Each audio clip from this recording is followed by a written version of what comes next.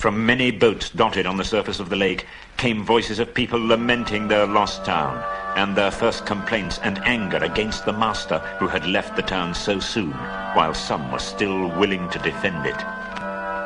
He may have had a good head for business, especially his own, but he's no good when anything serious happens. And they praised the courage of Bard and his last mighty shot. If only he had not been killed, they all said, we would make him a king. Bard, the dragon shooter of the line of Girion. Alas that he is lost. In the very midst of their talk, a tall figure stepped from the shadows. He was drenched with water. His black hair hung wet over his face and shoulders, and a fierce light was in his eyes. Bard is not lost. I am Bard of the line of Girion. I am the slayer of the dragon. King Bard! King Bard! They shouted, and the master ground his chattering teeth. Girion was Lord of Dale, not King of Esgaroth. In the lake town, we have always elected masters from among the old and wise, and have not endured the rule of mere fighting men. Let King Bard go back to his own kingdom. Dale is now freed by his valor, and nothing hinders his return. We will have King Bard, the people near at hand shouted in reply. We have had enough of the old men and the money counters. People further off took up the cry. Up the bowmen and down the money bags. I am the last man to undervalue Bard the bowman. He has tonight earned an eminent place in the history of our town, and he is worthy of many imperishable songs. But why, O people, why do I get all the blame? Who aroused the dragon from his slumber? Who led us to believe that old songs could come true? What sort of gold have they sent down the river to reward us? Dragon fire and ruin. From whom should we claim the recompense of our damage and aid for our widows and orphans? The result of his words was that for the moment the people quite forgot their idea of a new king and turned their angry thoughts towards Thorin and his company.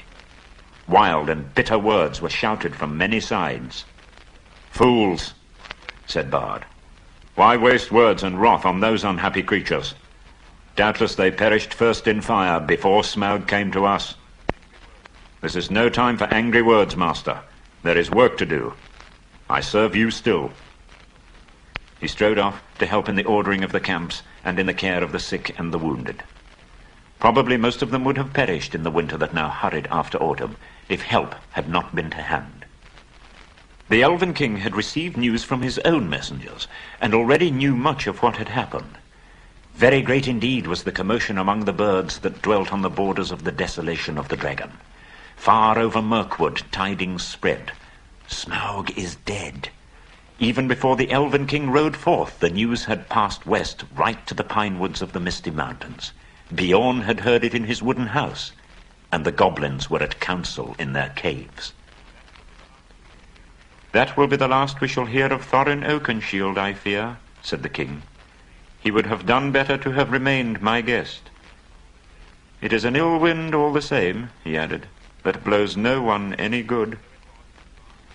So it was that Bard's messengers found him now marching with many spearmen and bowmen, and crows were gathered thick above him, for they thought that war was awakening again, such as had not been in those parts for a long age. But the king, when he received the prayers of Bard, had pity, for he was the lord of a good and kindly people.